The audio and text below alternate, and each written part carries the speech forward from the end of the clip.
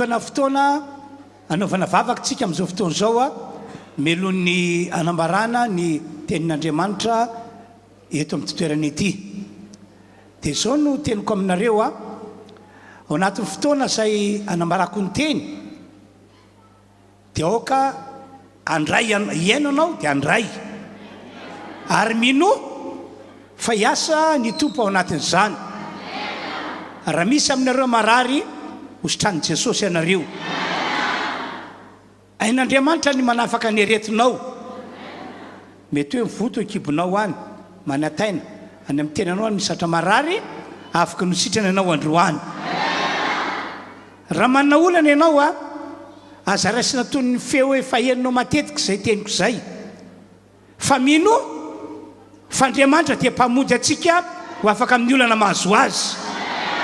Eto izy amin'ity androandroany ity ary vonona anamarina izany teny ambarako izany izy ho antsika rehetra.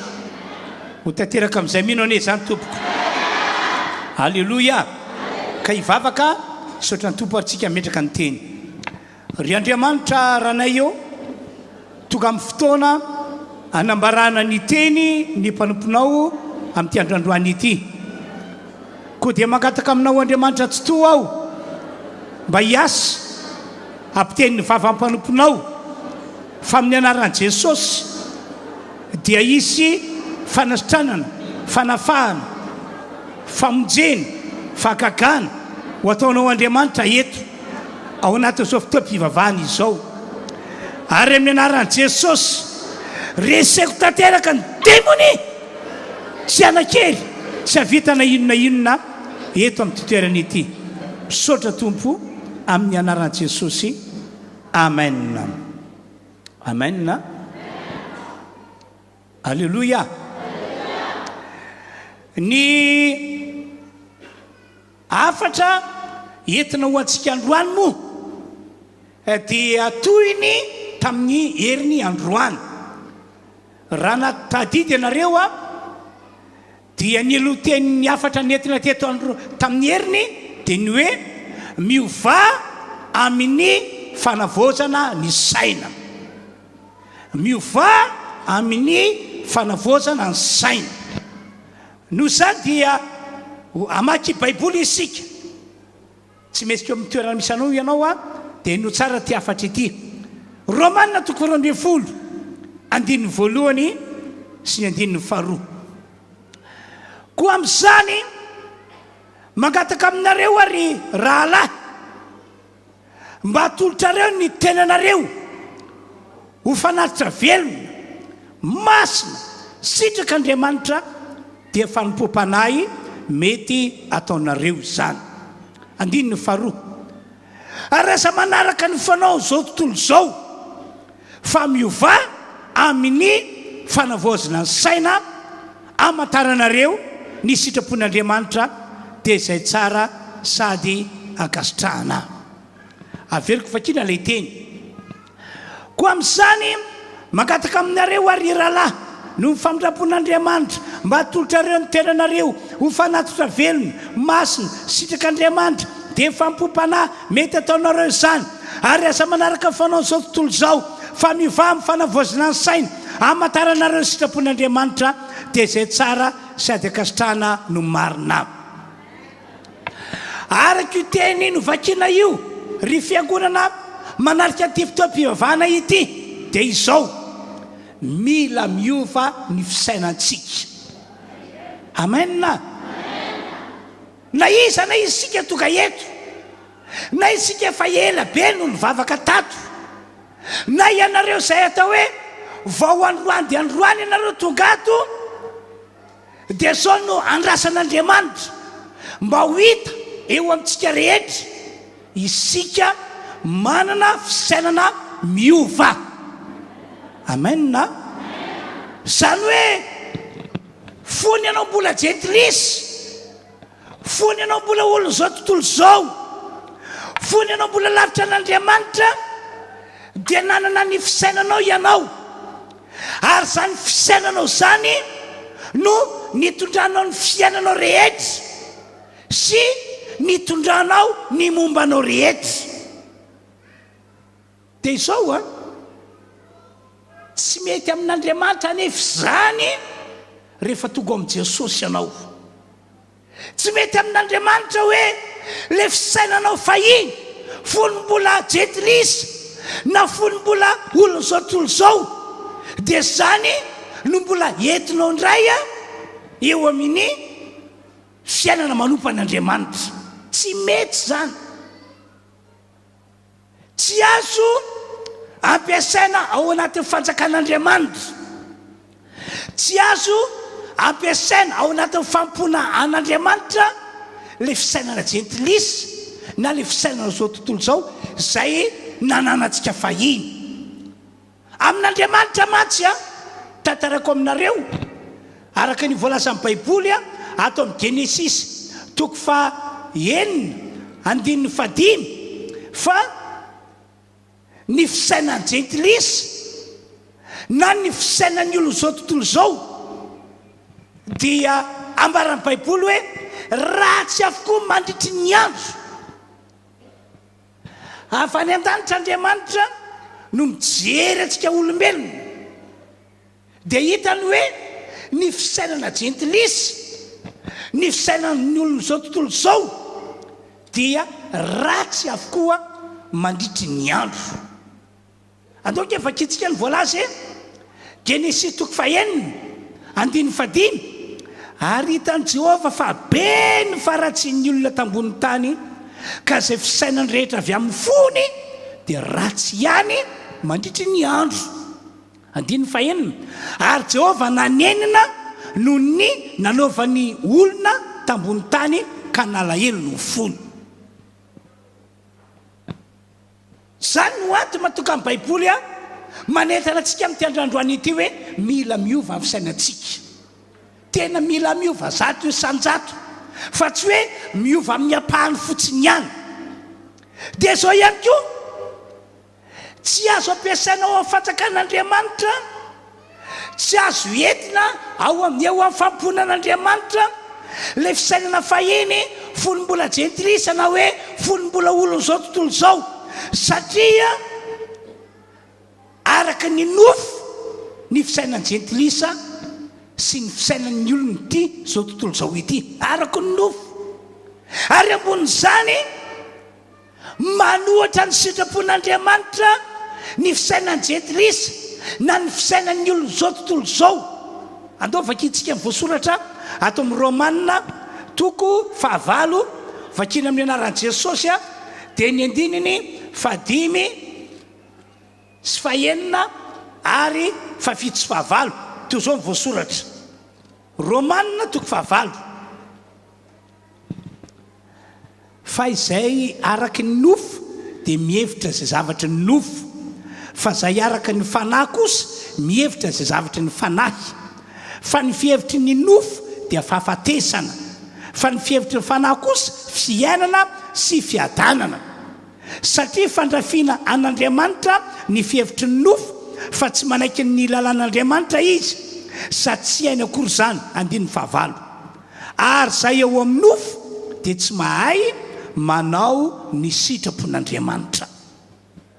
Noho zany ho antsika fiangonana toka eto, raha tia hita sitraka amin'Andriamanitra isika mandritry ny androm-piainantsika ray manontolo, ary indrindrindrindra raha tia hita an'Andriamanitra miasa eo amin'ny fiainantsika isika, hoe miasa eo amintsika izy atao am-piangonana, miasa eo amintsika izy eny an-dalana, miasa eo amintsika izy any an-tokantrano, miasa eo amintsika izy any amin'ny toerana rehetra misy antsika any. Raha tiantsika ny hatsapa izany,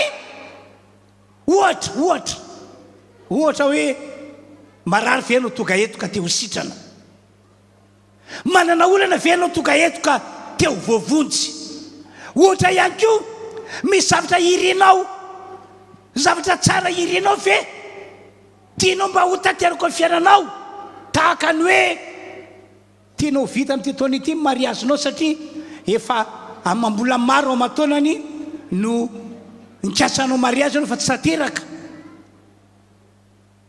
Ohatrany hoe maniry ve anao, maniry zavatra tsara mba azo tany amin'izay hanorena trano hipetrahanao.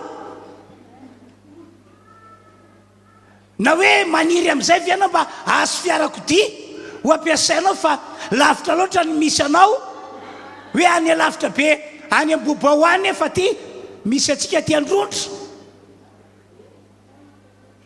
azon'Andriamanitra tanterahany zany faniriny zany ry havanao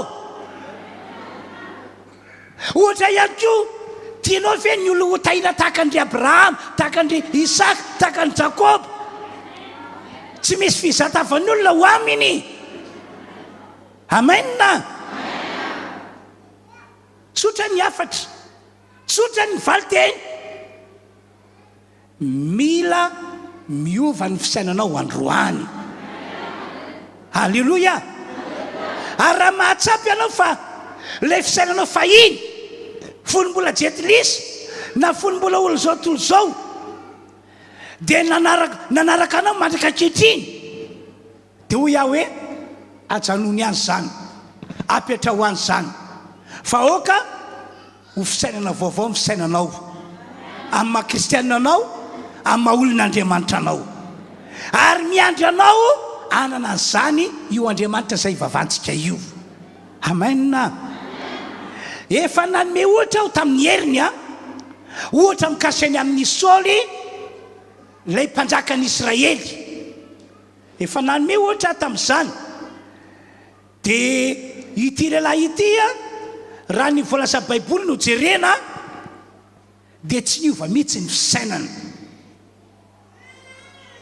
nanana fisainana nanohatra an'Andriamanitra foana izy le fisainany fonisy mbola tsy mpanjaka tsy voatendry tsy voaositro mpanjaka iny foana ny fisainany netiny na dia voatendry sy voaositra ho mpanjakan'ny Israely aza izy Samuela voalohany toko fa 12 andiny voalohany ka hatramin'ny 15 no manambara izay rehefa aveo moa dia hovakina amintsika le teny fa ho tantaraiko aminareo tsotsotra ny tantarana ndray andro nanapa-kevitra Andriamanitra fa ho aringana ny Amalekita rehetra sy izay rehetra mikasika ny amin'ny Amalekita dia naniendry any Saoly izy ary naniraka ny Saoly mba anatanteraka ny vision'Andriamanitra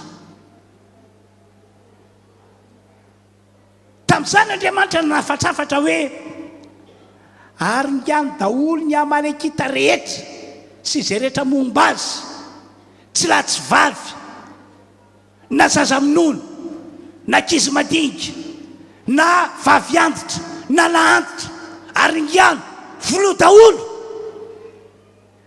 ny fananan'izy ireo toy ny biby fiompy ondry amanosy boriky rameva volo daholo ny fananany ndraiky pote daholo dia eny ho Saoly andeha ary aho dia lasa izy nandeha fa izy nandeha iny ay tsy mbola voaova ny fisainana tsy mbola niova ny fisainana ny azy dia hoe zay tiany ihany no ataovo fa tsy hoe zay tian'Andriamanitra no ataovo zay nge no anty matoka antsika tomina ampahiresina hoe le fisainanao folombola jetilisa folombola olo zao tontolo zao aza entina atao amin'ny fanjakan'Andriamanitra mihitsy aza entina manompo an'Andriamanitra mihitsy fa tsy mety amin'Andriamanitra zany dia rehefa nandeha tokoa Saoly dia novolony daholo ny olona afa-tsy ny mpanjakany Amalekita ihany Agaka sy ny vadiny narenga daholo ny biby fiompy rehetra afa-tsy ondry vitsivitsy osy vitsivitsy zay hitany hoe tsaratsara volo tsaratsara loko vavetivety matavitavy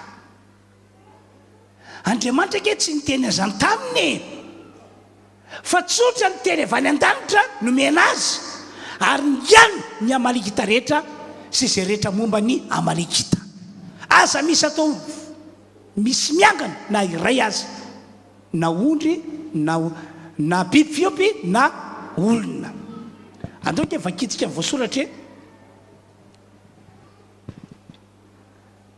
Samuela voaloha tonga dia mambe folo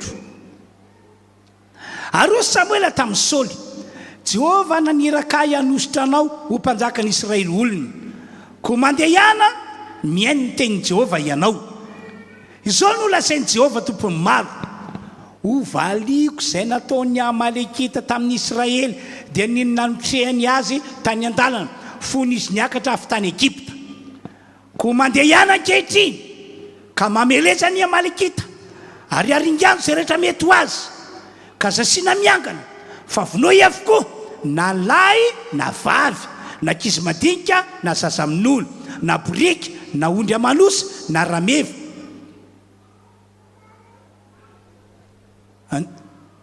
ary Saoly namory ny olona ka nandamina azy tao Telaima dia 2 hetsy ny mandeha tongotra ary 2 alina ny lehilahy amin'ny Joda ary Saoly dia tonga tao an-tanan'ny Amalekita ka nanotrika tao Andohasa 7 ary Saoly namely ny Amalekita hatrany avila amin'ny lalana makany Sora izay tandrifiny Egypta ary ny asambely ny Agaga mpanjakan'ny Amalekita fa ny voaka rehetra kosa dia naringany tamin'ny latsabatra ihany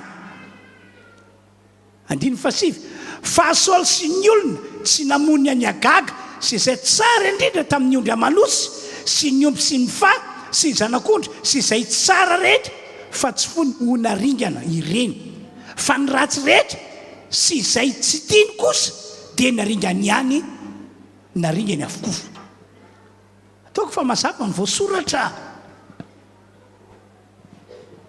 ary ihany ny Amalekita rehetra sy izay rehetra momba ny Amalekita kanjo Agaga mpanjaka sy ny vadiny nataony sambelona fa tsy ny vonoany kanjo ny ondry amanosy rehetra ny borika no vonoany daholo fa ny sasatsasany tsy ny vonoany fa Andriamanitra ny teny taminy hoe rehefa mba mandeha ihany ianareo dia ka misy fihetsem-po aminareo dia hoy ianareo hoe tsy vonoko ny olona sasany tsy maninona tsy vonoko biby sasany tsy maninona tsy tena zany Andriamanitra fa ny azy didy avy any an-danitra didy tsy maintsy tanterahana aringana avokoa ny Amalekita rehetra sy izay momba ny Amalekita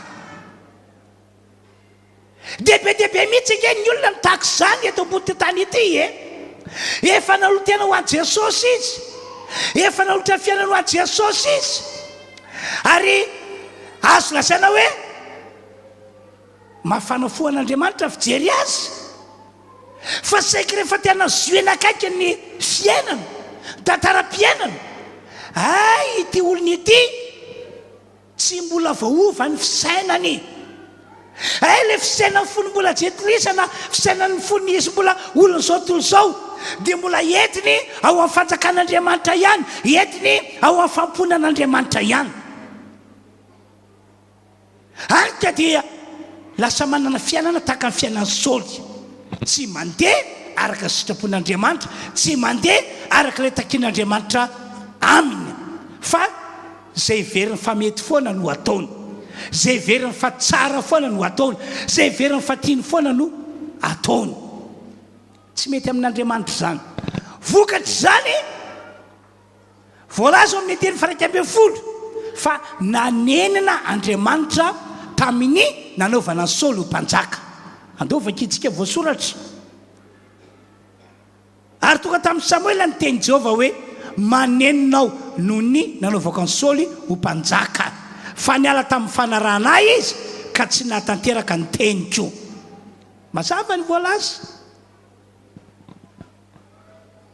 vokany faharoa no lavin'Andriamanitra tsy ho mpanjaka intsony Saoly Andriamanitra no nanendry azy sy nanositra azy ho mpanjaka ny Israely gaga izy tamin'izany hoe iza moa ao no ataon'Andriamanitra ho mpanjaka ny Israely fa iza moa ao no ataon'Andriamanitra mpitarika ny Israely raha ny toerana misy ahy dia tsy tokony ho amin'izany marina zany fa rehefa Andriamanitra manapa-kevitra nga misy masakana rehefa tiano mpanjaka anao dia lasa mpanjaka.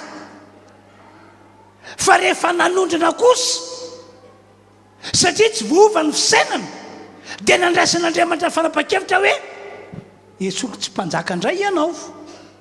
Ho ajaniko tsy mpanjaka an'Israely intsony ianao. Zao voalaza eo amin'ny andininy 2:20 fa hoy Samuely, sitraky Jehova moa ny fanatitra hodorana sy ny fanatitra hafa latsatra mihoatra noho ny miainy feon'i Jehova. Eny manaraka ny tsara noho ny fanatitra ary ny miainy tsara no saboran'ondrolahy. Fa ny mihodina dia toy ny eloko amin'ny fankatoavana ary ny ditra dia toy ny manompo samby sy terafimo. Satria nandany tenin'i Jehova ianao dia nolaviny tsy ho mpanjaka kosa. Andiny fa 7:20 fa 9:20 ary no nihodina andeha Samuely dia noazon'ny Saoly ny sisiny akanjony ka tritra. Dia hoy Samuely tamin'ny Saoly, efa notriarin'i Jehova kosa ho afaka aminao ny fanjakan'ny Israely, fa efa nomeny ny namanao zay tsara noho ianao izany. Zay ny fihefaran'ny Saoly. Ary ny voka fahatelo raha tsy fiafara isy ny taranana ary ny voaka izay nitariana. Hainao zany teo raha tsy fiafara. Tantarain'ny Baiboly fa maty namono teny Saoly. Maty tahaka izany akio ny zanany telo lahy. Maty tahaka izany akio ilay mpiara-miasa aminy mpitondra ny fiadiny. Ary maty niaraka tamin'ny akio ny vahoaka rehetra. Tena ratsy fiafara, tena ratsy fiafara. Andova kitsika ny voasoratra ato amin'ny Samuela fa 1:30. Samuela fa 1:30 dia vakitsika ny 5 sy 9. Ary Saoly tamin'ny mpitondra ny fiadiny, tsy hoe ny sabatra ao ka tsatoy miboroka ao. Fandraho avy irery, tsy mifora irery ka ho tsatoy miboroka ao dia ataony ho fimehezana. Nefa tsy nety ny mpitondra ny fiadiny fa natahotra loatra izy dia nalainy Saoly ny sabatra ka nianjarany. Maty namono teny izy. Ary rehefa hitan'ny mpitondra ny fiadiny fa maty Saoly dia mba nianjera tamin'ny sabany koa izy ka niara-maty taminy. Andiny ny 9 ka dia niara-maty andro izay ihany Saoly sy ny zanany telo lahy sy ny mpitondra ny fiadiny ary ny olony rehetra. Ry havano, ataoko fa mazava be aminao mihitsy zany fanazavana etiko aminareo zany. Noho izany amin'ny maha kristianina antsika, amin'ny maha olon'Andriamanitra antsika dia mbola manamafy hatranatrana hoe miova amin'ny fanavozana ny saina ianao mba hamatarana ny sitrapon'Andriamanitra ary indrindra mba hatokanao tsy ho sahirana anaiky ny sitrapon'Andriamanitra na anaiky ny tenin'Andriamanitra. Aoka tena hanova amin'ny fisainanao mihitsy ianao manomboka androany. Ary ilay fisainanao fahino eo, fony ianao mbola jentilisa, fony ianao mbola olona zao tontolo zao. Aza entina eo amin'ny famponan'Andriamanitra intsony izany. Aza entina eo amin'ny famponan'Andriamanitra mihitsy raha ny marimarina kokoa. Satria tsy mety amin'Andriamanitra izay ivavahantsika. Tena tsy mety, tena tsy mety. Eto dia manentana hoe raiso ho lesona lehibe ho antsika ny nataon'ny Saoly sy ny fiafaran'ny fiainana. Ohatra faharoa ihany koa ity ambarako ity. Ohatra mikasy any amin'ilay lehilahy malaza zay tantarain'ny Baiboly hoe mpanafika malaza zay nitehina amin'ny mpanjaka tamin'izany fotoana izany. Ao amin'ny mpanjaka faharoa toko 7 moa no mitantaran'izany ny Baiboly. Hovakena moa ilay teny rehefa avy eo fa ho fiteniko aminareo ny zava-nisy, ny zavatra nitranga tamin'izany fotoana izany.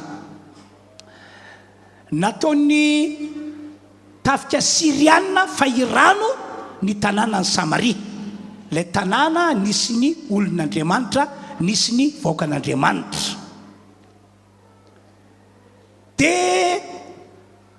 fahirano nahazo azy ireo io ny olona tao an-tanàna tsy afaka nivoaka ny trano mba hitady sakafo, ny olona tety ivelany tsy afaka niditra tao an-tanàna mba hitondra sakafo. Ka rehefa nandeha ny fotoana lany ny vatsy, lany ny sakafo. Dia nosany rehetra zany dia niakatra be vidim-piainana, tena niakatra be mihitsy. Filaza amin'ny baiboly moa ato amin'ny patsaka faharoa ato toko fahaenina andiny fadimy amby roapolo dia hoe nisy mosary mafy tany Samaria fa indro nanao fahirano azy ireo mandra-patokany loam-borika ho lafo sekely 20 sy ny taimoro mialala apahevitra ny kapa ho sekely 10. Zany hoe tena lafo be mihitsy vidim-piainana, tena lafo be, tsy zaka lanjaina, tsy zaka entina. Profo zany ihany koa tantarain'ny baiboly manomboka amin'ny andiny fahaenina amby roapolo ka hatramin'ny andiny fahasivy amby roapolo fa lasa ny fampihinanjanaka mihitsy azy ny vehivavy sasatsasany tao an-tanàna. Riavanao tsy ho tafiditra amin'izany atao mifampihinanjanaka zany ny olona raha tsy efa enjana sy mafy be mihitsy ny fisehon'ny mosary tao amin'ilay tanàna. Zay ny zava-nisy tao anatin'izany problema be zany anefa dia tonga tapoka tamin'ny Elisa mpanompon'Andriamanitra ny faminaniana avy any an-danitra avy amin'Andriamanitra mba ho lazaina amin'ny zanak'Israely, ary vaovao mahafaly be mihitsy ilay faminaniana, tena tampoka be. Androany mafy be vidim-piainana, ny fampihinanjanaka ny olona tao tanàna, kanefa tamin'io andro androany io ihany dia zao le faminaniana. Raha pitsy toy zao tompoko, ho mora be ny vidim-piainana eto ambavady ny Samaria, sekely ray monja ny vidiny Ortea indro mifamarana, sekely ray monja tahak'izany ihany koa ny vidiny kopa tsara toto ndray mandeha mifamarana ao ambavady ny Samaria. Raha vao nandreny zany ny olona dia ireo olona zay efa manana fisainana vaovao, zany hoe efa niova ny orakoraka reo amen amen alleluia alleluia alleluia nandy ary na dia ny olona efa reratrelaka fa osaosa ary izy mandeha no ny anoanana na vita patsapika keloatra zao ihany izy, satria vaovao mahafaly lehibe nge zany zavatrany hoe rapitso dia ho sekely ray monja ny vidy ny vary Ortea indro mifamarana, ary rapitso ho sekely ray toy zany koa vidy kopa tsara toto indro mifamarana ao ambavady ny Samaria. Fa tao anatin'ireo vahoaka ireo ihany koa anefa dia nisy mpanafika malaza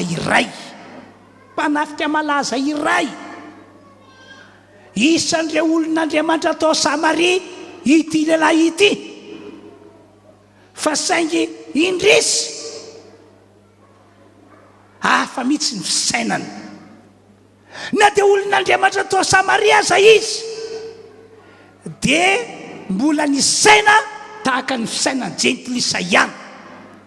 Na dia olon'Andriamanitra tao Samaria aza izy dia tsy mba nino zay nolazainy ny mpanompon'Andriamanitra, ary tsy vitan'izany fa ny fisainana dia nametra an'Andriamanitra, sady tsy nino izy fa mbola magaga Andriamanitra, mbola mahay zavatra rehetra Andriamanitra, mbola mahay manao zavatra tsy takatra saina maneritreritra Andriamanitra.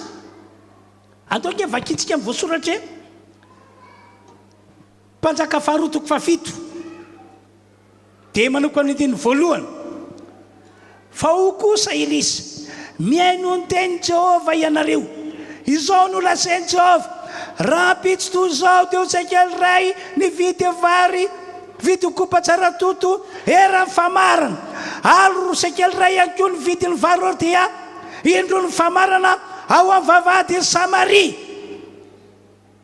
Dia andiny faharoa eno tsara fa namaly ny lelan'Andriamanitra lay mpanafika malaza zay ny tena mpanjaka tamin'ny tanany ka nanao hoe indro na dia anao varavarakely amin'ny lanitra aza Jehova dia isany zavatra izany fa indro na dia anao varavarakely amin'ny lanitra aza Jehova dia isany zavatra izany va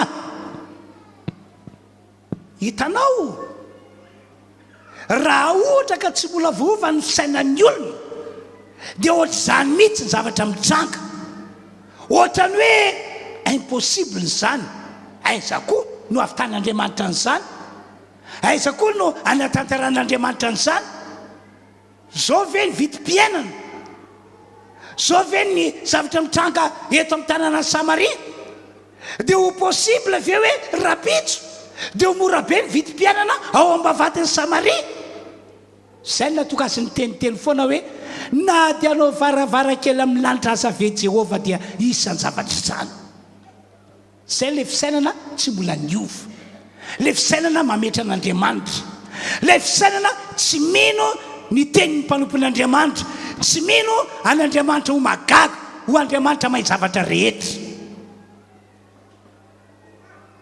tsy mety amin'Andriamanitra nefa zany fisainana nananan'izany zay le nambarako tery aloha hoe ny fisainana gentilisy ny fisainan'ny olo zao tolo zao dia tsy azo entina ho amin'ny fanjakan'Andriamanitra ary tsy azo entina hanompoana an'Andriamanitra mihitsy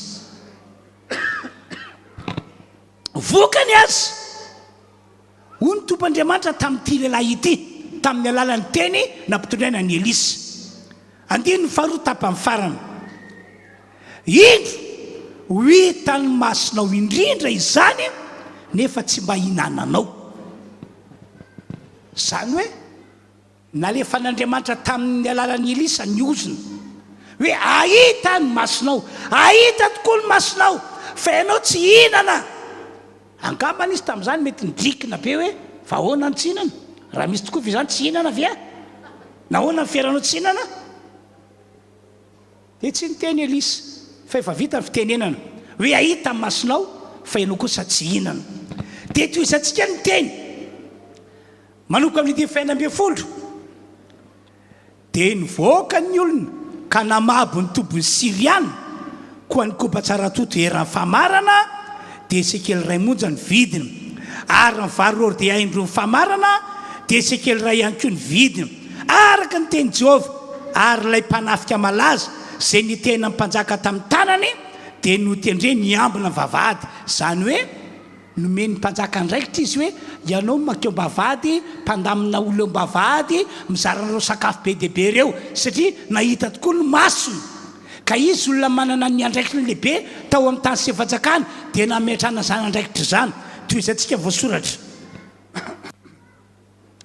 ary lay mpanafika malaza zay ny tena mpanjaka tamin'ny tanany dia notendre ny ambina vavahady ary vohitsakitsaka teo mbavahady izy ka dia maty arak'izay nolazainy lelan'Andriamanitra dia lay nolazainy raha nidina tany aminy ny mpanjaka koa dia tanteraka lay teny nolazainy lelan'Andriamanitra tamin'ny mpanjaka hoe raha maraina toy zao ao mbavady Samaria dia sekely 2 monja ny vidin'ny varotea indro ny famarana ary ro sekely 2 ihany koa ny vidiny kopa tsara toto eran'ny famarana ka izany mpanafika malaza zany no namaly lay lelan'Andriamanitra hoe indro na dia anao varavarakely amin'ny lanitra aza Jehova dia isany zavatra izany fa ho Elisa indro hitany masonao indrindra izany fa tsy mba hinananao ary dia toy izany no nanjo azy fa ny olona nanitsaka azy teo mbavahady ka dia maty izy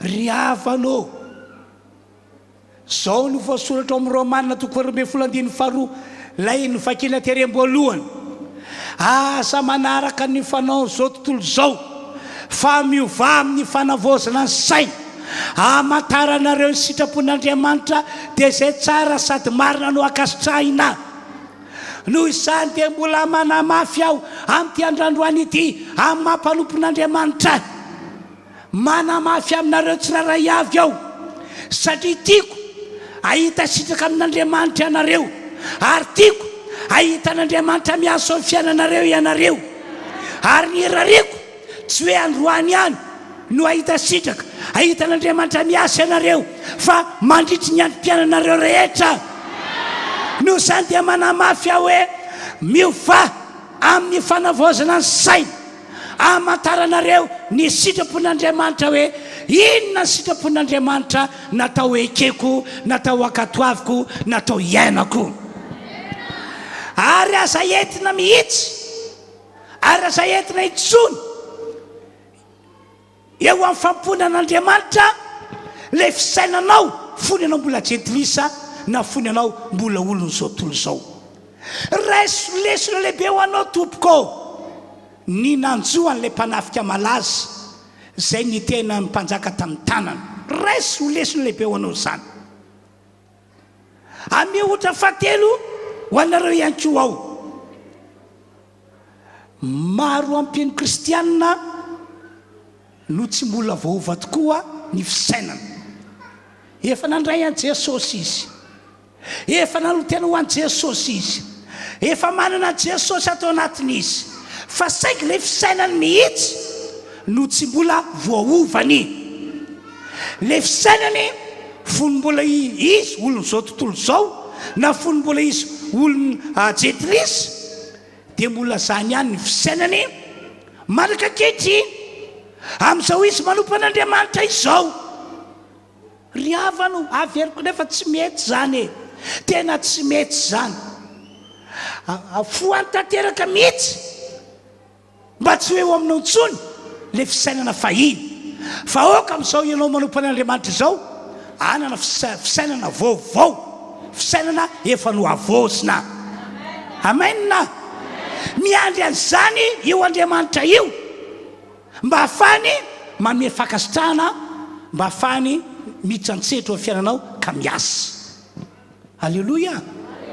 Ho manokana nge rehefa tena mandinika dia izao hoe anisan'ny fototra anankiray mahatonga ny kristiana na ny olon'Andriamanitra tsy mahatsapa zay tsapan'ireo olona nakasitrahana ao anatin'ny Baiboly, tsy mahita zay hitan'ireo olona voalaza fa nakasitrahana ao anatin'ny Baiboly, dia no le fisainany tsy mbola voaovy e.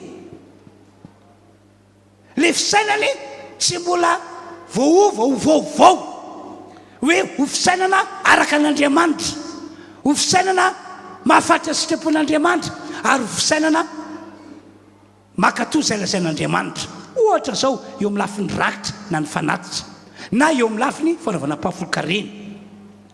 Na ianao aza dia afaka hitsara ny tenanao hoe tsy mbola niova amin'ny fisainako rangaha, tena tsy mbola niova arabaky teny. Tsy pastery intsony no miteny ny vatana amiko ity, fa izaho mihitsy tsy malala fa tsy mbola voava amin'ny fisainako. Satria ina moa no ato mahatonga ny mpino kristiana sasany tsy mahasamanao rakitra na tsy mahasamanao fanatitra hoe be dia be, fa raha manao dia zara fa manao. Ny kotenjanany ary a mbola betsaka no rakitra ataony, satria nahoana tsy mbola ovaova le fisainana. Anka mirorosaina izy manoloana ny teny nataon'i Jesosy ao anatin'ny Baiboly. Ohatra zao Luka 4:9-7, izy amintsika moa tsy malala n'izany teny zany, mahita olontsika rehetra. Zao ny voasoratra, omeo dia maninona? Dia omena ianareo, omeo dia mba omena ianareo. Fatra tsara sady mahitsana no afatrana ka atolotra ampofonareo, faraka ny fatra ataonareo no amarana ho anareo kosa. Zay zao mivolasan'i Jesosy. Zany hoe raha tianao ny azo zavatra avy any an-danitra avy amin'Andriamanitra dia mila manome aloha ianao. Ka raha kely no omenao dia kely ihany koa ny vokatra izany avy any an-danitra. Be no omenao, be lavitra ny vokatra any avy any an-danitra. Io ange tsy hafa fa tahaka ny mpamboly. Ny mpamboly dia manana fisainana tahaka izao.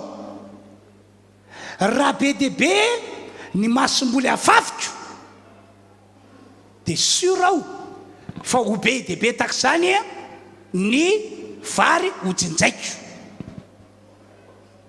fa raha kely ny masomboly afafiko dia kely tahaka izany ihany koa ny vary hojinjaiko mahay an'izany ny mpamboly ka na inona ady hevitra ataon'ny vady aman-janany hoe dato dia ho afafina ho amin'ny tany daholo ve reto vary akotro be dehibe reto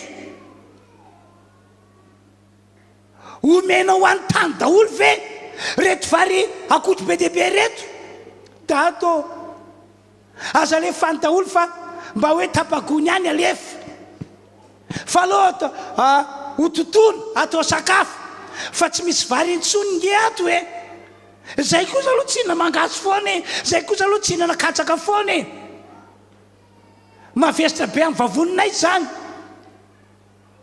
dia manapa-kevitra le raha-pianakaviana raha hoy izy hoe ekeko ny teninareo vady aman-janako ka dia andao tapagony any no afafitsika eny amin'ny tany ketsy dia mieritreritra ve le raha-pianakaviana fa injinja vary amina taonina fa raha hoy izy hoe miafie miarety fa aloha afafitsika atao eny amin'ny tany ketsa daholo reto vary amina gony be dehibe reto fa tsika manatambary ngeda be dia azo antoko fa ijinja vary be dehibe amina taonina zany ray mpianakaviana zany na ny vary so ngery mahay an'izany dia itovy ve ry havana malala ny mpampiasa vola ny vola ampiasainony amina varotra ataoko hoe varotra épicerie ny vola ampiasainy ty olona ity 300 000 ariary fa ny vola ampiasainy ty anankiray ty kosa efa ho 30 millions d'ariary dia mieritreritra vena fa hitovy ny tombaritra azony hitovy ny vola miditra ho aminy tsy mitovy zay mampiasa kely no tsinjainy zay mampiasa be dehibe no tsinjainy ka no zany mila miova ny fisainana eo amin'ny lafiny fanaovana rakitra mila miova esory le fisainana jetilisa matahotra ny manome tsy mahasahy manome tsy mafoy manome betsaka ho an'ny asan'Andriamanitra esory zany fa matokan'Andriamanitra tsy makasitraka matokan'Andriamanitra tsy afaka tena hoe hitay anao amin'ny fitahiana lehibe tahaka izany akeo ngeny amin'ny ampahafolokareny maro ampino ngeny matahotra manao ampahafolokareny matahotra na dia efa niteny zao ary ny baiboly dia matahotra manahy satria le fisainany tsy mbola niova ny devoly raha teo iakeo tsy andaniny mandrandrahona ohatra moa volana ho any azona ho androany nahazo rahetsy ay ianao zany mikasanao mpahafolokarena androany ohatra ny ampahafolokarena kasianao atao ray alina dia mamesaina ny devoly manamafy le fisaina jetilisa sy ilay fisainan'olo zao tontolo zao raha manome ray alina ngianao ka tsy mitombo vola eo tanany ity misy machine calculer ampiasao ity eo ampiasa eo anao dia ahoana ny tompo sy tsy ny tompo 7,6 hitanao devoly ny devoly dia manao tahaka izany maningina ilay fisainana ary eto dia manambara fa mifanohatra ny tenin'ny devoly sy ny tenin'Andriamanitra mifanohatra fisainan'ny olona zao tontolo zao sy fisainan'Andriamanitra ary zany no anto matokantsika hoe mila miova amin'ny fisainana rehefa toka ho amin'ny fanjakan'Andriamanitra rehefa manompan'Andriamanitra mba tsy handeha araka fisainan'ny devoly na handeha araka fisainan'ny olona zao tontolo zao fa kosa mba handeha araka ny fisainan'Andriamanitra mazava ny apokalypsy 3 raha mitondra ny ampahafolokareny ianao dia hosokafako hoy ny baiboly ny varavaran'ny lanitra ataoko mitsororoka avy any an-danitra fitahina manana ambiampo anareo ary hitrantsetra mihitsy hiteny mafy ny devoly mba tsy hakaratra mifanananareo Andriamanitra ny teny an'izany ka hoy aho hoe miova amin'ny fanavoazan'ny saina ianao aza manao tahaka ilay mpanafika malaza ka hiteniteny foana hoe na dia anao varavara kely amin'ny lanitra avy azy Andriamanitra dia isan'ny zavatra izany fa tonga dia miaino tonga dia maneke fa zay lazain'Andriamanitra ny marina Halleloia amaranako ny afatra sarotra be aminao tompoko ny iny zay lazainy mpanompon'Andriamanitra na zay lazainy Baiboly sarotra aminao ny anao ny sitrapon'Andriamanitra raha ohatra ka tsy mbola voaova ny fisainanao mila ovaina ny fisainanao riavana mila ovaina misy tantara anankiray ity ao anaty Baiboly ao amin'ny Jaona 1:12 ndray mandeha dia tapa-kevitra Jesosy fa anangana any Lazarosy amin'ny maty dia andao aiza raha andevenanareo azy dia hoy ny olona ary andeha izaha dia lasa Jesosy niaraka tamin'ireo mpianatra niaraka tamin'ny Marta sy Maria anabavy maty niaraka tamin'ny vahoaka be deaibe ho any amin'ny fasana ny commentaire-ny olona moa tamin'izany dia amin'ny karazana andeha jery ny fasana nandevenana nga Lazarosy hony izy andeha hitomany eo maravaram-pasana hony izy zany mantsy fa lalina dia lalina fifankatiavany zareo reo commentaire zany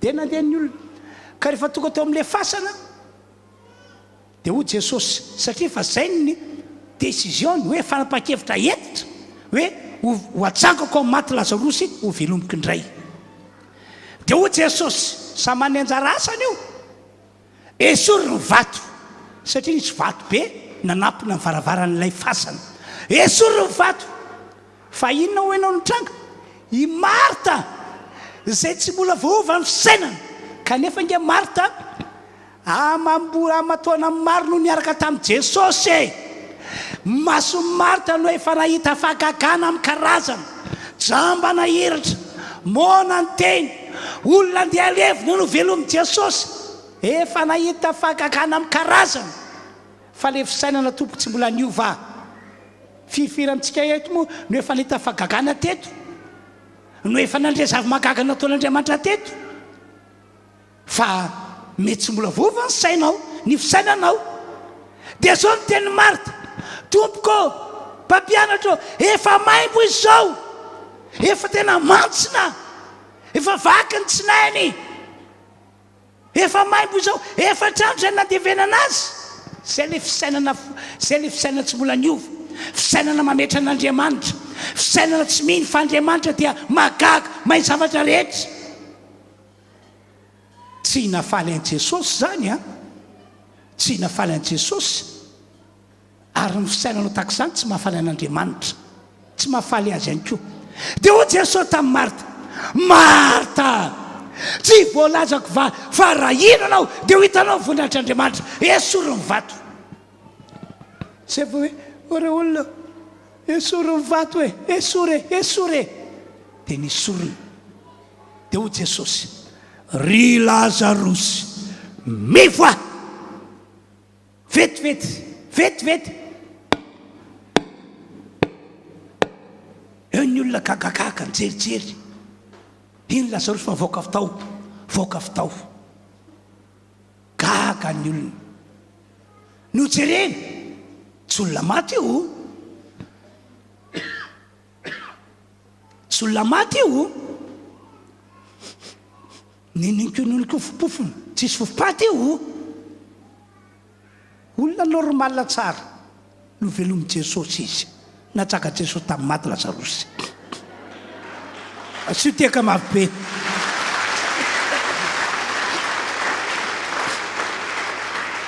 ka ny tena tiako ambara tsy mahazo manana ny fisainana tahaka ny fisainana Marta isika fa mila ovaina ny fisainantsika mila ovaina ny fisainantsika raha ka hita voninahitr'Andriamanitra ianao Halleloia amaky baiboly farantsika dia hivavaka hisaotra an'Andriamanitra. Kolosianina toko fahatelo dia andininy voalohany ka hatramin'ny andininy fahaefatra. Koa raha niarana tsangany tamin'i Kristy ianareo dia katsao ny zavatra any ambony any amin'ny itoeran Kristy izay mipetraka eo an-tanakavanan'Andriamanitra. Saino zavatra any ambony fa tsy ny zavatra ety an-tany. Fa efa maty ianareo ary ny fiainanareo miara-miafina amin'ny Kristy ao amin'Andriamanitra. Raha iseho Kristy fiainantsika dia hiara-miseho aminy koa amin'ny voninahiny ianareo. Andao hivavaka tsika rehetra. Andao hivavaka dia manaovanao fifonana amin'Andriamanitra ny amin'ny fisainanao izay tsy mbola niova hatramin'izay. Ary mankatà amin'ny fanahy masina mba tena hanova amin'ny fisainanao. Tena hoe hanova amin'ny fisainanao. Ianao ve ry havana tsy mba mangetaheta ny ahita sitraka amin'Andriamanitra? Tsy mba mangetaheta ny ahita ny asa lehibe sy mahagaga ataon'Andriamanitra? Mangetaheta sa tsy mangetaheta? Ataovy izao ny tananao raha marina izany. Ho ataon'Andriamanitra aminao anie izany. Fa ianao kosa mila mivavaka. Mila mivavaka ianao. Ka andeontsika rehetra hivavaka arak'izay fanentanana nataoko anareo izay. Samy mivavaka mifona no ianao tsy mbola nanana fisainana niova. Ary angataka fanahy masina tsika mba hanova amin'ny fisainantsika ny fanahy masina amin'ity andro androany ity. Hivavaka avy hatrany tsika rehetra.